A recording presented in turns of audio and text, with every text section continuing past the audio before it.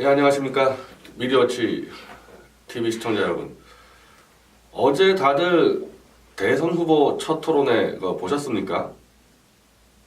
본 분도 있을 거고, 관심 없어서 안 본 분도 있을 거고, 저같이 관심 아예 없어서 안 보다가 이렇게 주요 핵심 이슈를 확인하면서 다시 이제 모니터링 해가지고 본 사람도 있을 거고, 근데 아마 본 분들도 다 느꼈을 텐데 뭔가 가장 중요한 알맹이가 좀 빠져있다는 생각이 들죠.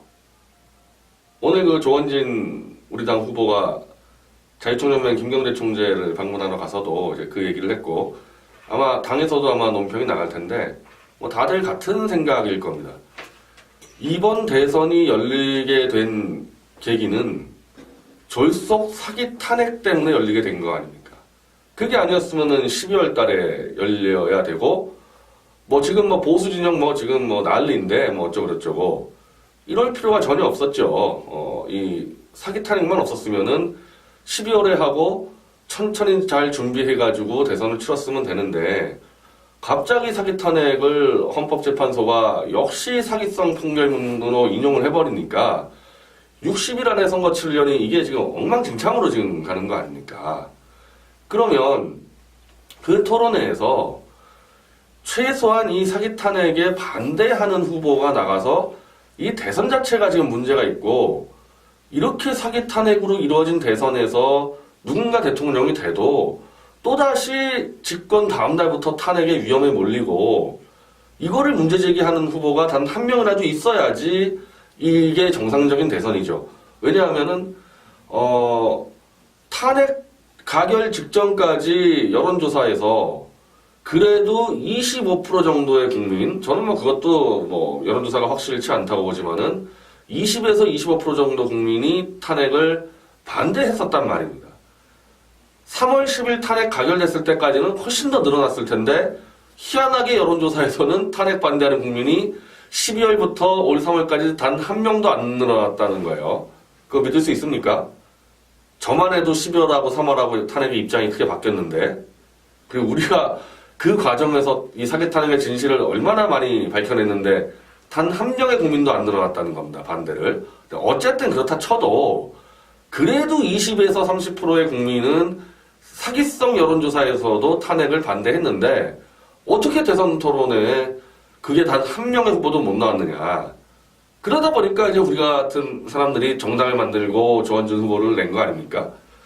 자, 그러면은 그 토론회에서 그나마 좀 한다고 좀 기대를 했던 홍준표 자유한국당 후보의 토론의 문제점. 저는 우려했던 바가 그대로 드러났습니다.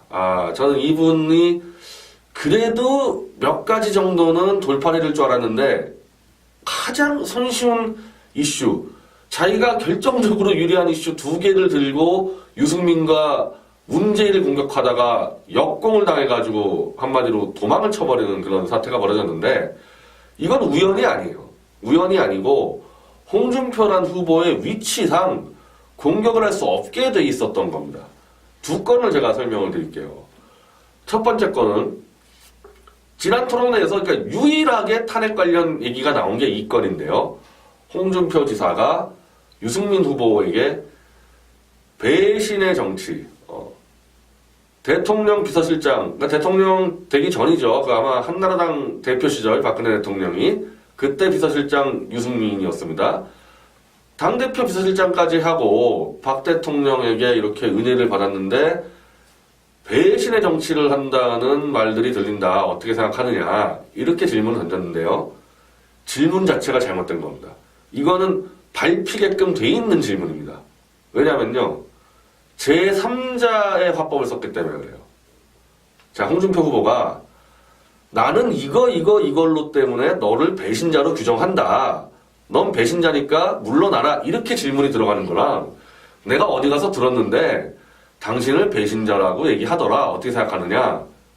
이게 엄청난 차이죠. 왜냐하면 제3자가 얘기한 거를 들려주면요, 유승민 후보는 자기 마음대로 떠들 수가 있습니다. 반면 내가 너를 이러이런 이유로 정치적 배신자이기 때문에 너는 출마 자격이 없다고 얘기하면요, 함부로 못 떠들게 돼 있어요. 왜? 바로 재반박이 들어가기 때문에 역시 예상대로 제3자 화법을 써버렸더니 유승민 후보가 이렇게 얘기했습니다.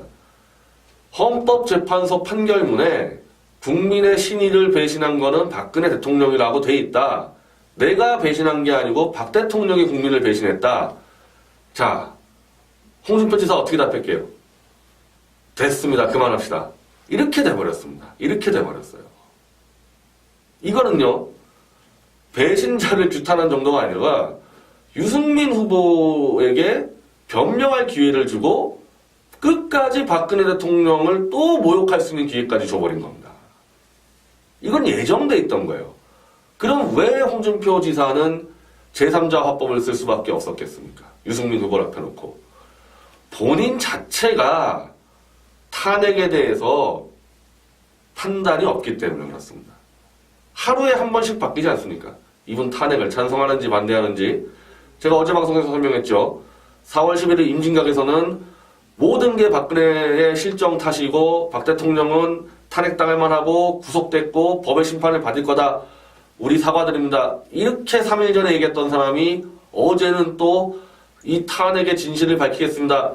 탄핵에 대한 아무 생각이 없는 사람이니까 탄핵의 주범인 유승민 앞에 두고 자기가 할 말이 없는 거예요. 자기 스스로는.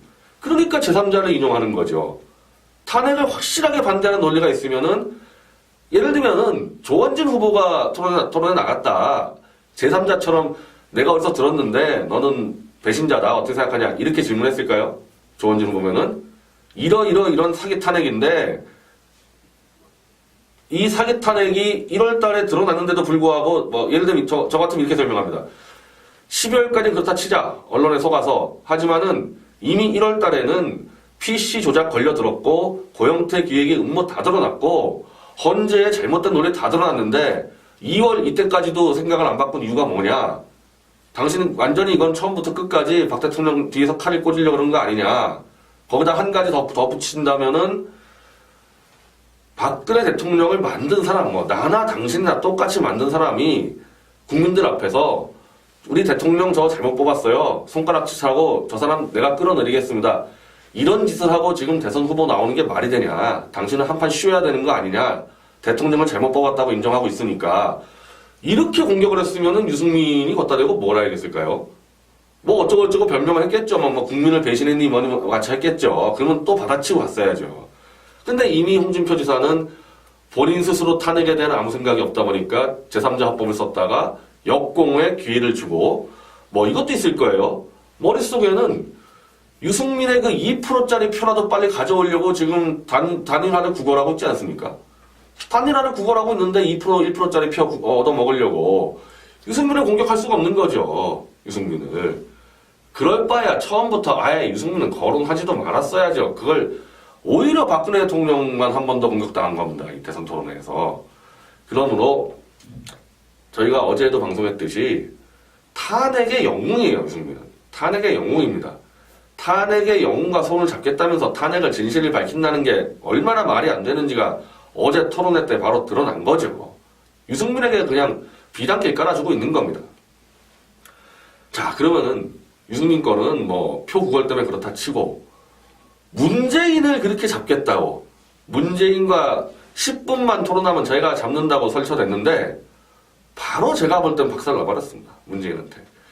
그것도 너무나 유리한 건 가지고 640만 달러 노무현 가족 뇌물 이걸 들고 공격하다가 기습을 당해버리는데 이것도 다 이유가 있는 거예요. 왜? 이게 항상 이 논리 없이 되는 건 아닙니다. 자, 홍준표 씨는 이렇게 얘기했습니다. 노무현 대통령 640만 달러 뇌물 받은 거 알고 있습니까? 문재인 씨는. 질문 자체가 틀렸죠. 질문 자체가 틀렸어요. 봉하마을 집회 제가 연설하는 거 잘 보셨죠? 제가 어떤 식으로 끌고 나갑니까? 노무현 대통령은 검찰 수사에서는 물론 그래요. 검찰 수사에서는 노무현 대통령의 요청으로 박연차가 아들과 부인한테 돈을 줬기 때문에 노 대통령 자체가 포괄적 뇌물 수수자다. 이렇게 수사를 발표를 했지만, 근데 그거 공식 발표는 아닙니다. 그거 비공식 발표예요. 그 노무현 대통령은 끝까지 나는 몰랐다 하다가 뛰어내려 버렸기 때문에 노무현 대통령이 돈을 직접 받았는지 안 받았는지는 이건 현재 미제 상태로 남아있는 겁니다, 이거. 그랬을 때 어떻게 해야 되느냐. 일단 노 대통령은 안 받았다는 전제를 가지고 할 수밖에 없어요. 미제이기 때문에. 우리가 뭐 흔히 얘기하는 뭐 무죄 추정 원칙이라는 게 있는 거 아닙니까? 당사자가 항변하다가 뛰어내렸기 때문에 노무현이 받았다는 표현을 쓰면 안 돼요, 그 상태에서는. 근데 홍준표 후보는 시작부터 노무현이 받았다고 나오니 문재인 입장에서는 문재인이 이거 연구 얼마나 했겠어요, 이거? 이건 최대 약점이잖아요? 거의 문재인은 이거 다 이 시뮬레이션 했을 겁니다. 이 공격 들어오면 이렇게 방어하고. 이렇게 허접한 공격이 들어오니까 문재인이 오히려 화를 냅니다. 화를 내요. 당신 그 말 책임질 수 있냐? 사실 아니다. 책임질 수 있냐? 그러면서 홍준표 지사는 뭐 검찰이 발표했는데 어버버버 되고 문재인 씨는 계속 노무현 받은 거 아니다. 당신 책임질 수 있냐? 여권 받고 또 도망갔습니다. 또 도망갔어요. 그걸 왜 그렇게 꺼냅니까? 이 중요한 과제를. 공부도 안 해요, 이 사람들이 보면은. 이건 어떻게 물어봐야 되느냐? 아까 말씀드린 대로 노무현 대통령은 안 받은 걸 전제로 해서 권양숙이라는 영부인이 청와대 안에서 100만 달러 받은 겁니다, 이거 현재. 그럼 첫 번째 이렇게 물어봐야 되는 거예요. 정상문 총무비서관이 당신 비서실장 때 직속 일의 부하인데 박연차라는 사람이 100만 달러를 당신 직속 부하에게 전달해가지고 그 돈이 영부인한테 들어갔는데 그거 알고 있었냐? 아니면 그거 책임질 수 있냐? 거기에 대해서 당신은 어떤 책임졌냐? 이렇게 갔었으면은 노무현 가지고 뭘 얘기를 꺼내겠어요? 거기에 대해서. 그 다음 스텝으로 갈 때는 이걸로 가는 겁니다. 뭐 어쩌고저쩌고 변명하겠죠. 아, 내가 좀 몰랐었다. 뭐 그건 딴 말 못하는 겁니다. 난 몰랐다, 미안하다 이상 얘기 못하는 거예요. 그로 인해서 당신이 모시던 대통령이 자살했는데 그거 진짜 당신 책임 없는 거냐? 당신 상관 자살해버렸는데 그것도 일국의 대통령이 어떤 책임졌냐, 당신? 어버버버죠. 다 못합니다, 분명히. 아무리 시뮬레이션해도. 그 다음 스텝에 공격 들어갈 때는 이거예요. 그러면 지금 권양숙이랑 노건호가 아직까지 640만 달러 들고 있는데 이거 환수해야 되지 않냐, 최소한 재수사해가지고. 이 단계로 공격 들어갔어야죠, 당연히. 근데 이것도 왜 못했을까요, 홍준표 씨가? 이거 왜 못했을까요? 저는 이것 때문에 그래요. 이것 때문에 이 사람 머리가 이거밖에 없습니다. 박근혜 대통령이 최순실이 독일에서 뭐 말 좀 받고 돈 받은 거를 이 사람은 지금 알았다는 전제로 가고 있어요. 홍준표 지사는. 박 대통령도 최순실이 해먹는 거를 알았다는 전제를 세워놓고 그러면은 문재인도 노무현 가족이 해먹는 거를 알았다, 당연히. 이 둘을 묶으려고 그랬던 겁니다, 이게. 스타트가. 그러니까 이렇게 묻는 거죠.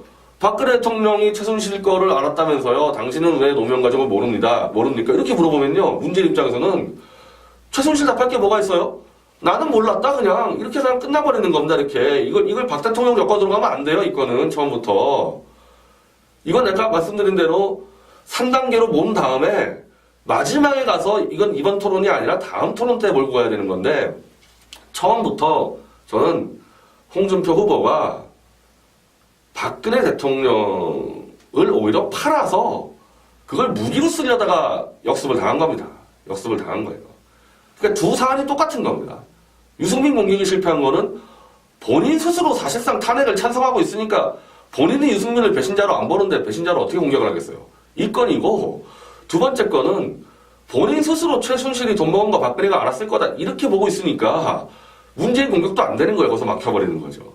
곧바로 노무현 공격 들어간 거 아닙니까? 그러니까. 자, 비슷해 보이지만은 제가 봉화마을 집회에서 얘기할 때랑 완전 다르잖아요. 저는 노무현 대통령이 몰랐을 수 있다는 전제를 깔고 들어가지 않습니까? 그 전제 아래서 저는 박 대통령도 최순실 거 모를 수 있다고 하지 않습니까? 그래서 제가 노 대통령한테 공격을 안 하잖아요. 봉화마을 가더라도. 그렇게 갔어야 되는 거죠. 다 이른바 선의로 이해하고 갔어야죠. 그래야지 공격이 되지. 홍준표 씨는 이미 끝났습니다. 이 제일 쉬운 두 가지 건으로 유승민과 문재인을 못 잡았는데 앞으로 뭘 하겠습니다. 앞으로. 그리고 이거는 단순한 실수가 아니거든요. 본인 정신 상태가 박근혜 대통령은 탄핵당할 만하다라고 이 정신 상태가 들어가 있기 때문에 이 공격이 안 되는 겁니다. 그래서 우리 조원진 후보가 글쎄요 TV 토론에 나갈 수 있을지 없을지 모르겠는데 솔직히 말씀드리면 못 나갈 공산이 크죠. 근데 그거 관계없이 우린 우리대로 진실을 가고 홍준표가 TV 토론에서 뭐라도 진실을 드러낼 수 있다는 거 기대는 다 버리십시오. 어제 이미 다 실력 다 드러났습니다. 바닥에 드러났습니다. 이거는 토론의 그 스킬의 문제가 아니에요. 스킬의 문제가 아니고 이거 정신 상태의 문제입니다. 자세의 문제입니다. 그리고 예를 들면 이제 제가 한다. 문재인이 만약에 저 문제에서 화를 내잖아요. 그러면요. 그 자체로 본인 스스로 화를 참을 수가 없어야 정상이에요. 박 대통령과 관계 있는 게 아니에요, 이거는. 그게 아니고, 어떻게 대통령 가족의 뇌물을 처먹고 있고, 그것도 청와대에서 현찰로 처먹었고, 그걸로 인해가지고 수사받다가 대통령이 죽었는데, 그 비서실장이면은 10년 이상 동굴에 들어가서 참여하고 있어야 되는 겁니다, 문재인 씨는. 그렇게 이 본인이 딱 생각이 있어야 되는 거예요. 예를 들면은, 박정희 대통령이 시해를 당했을 때, 김정년 비서실장이라고 있습니다. 박정희 대통령의 구현을 했던 비서실장인데 그분은 이미 그만뒀어요. 한참 전에. 그분 때 시해당한 게 아니에요. 근데도 이 김정년 비서실장은 본인의 자책 때문에 계속 야인으로 살다가 나중에 박정희 재단 이사장을 합니다.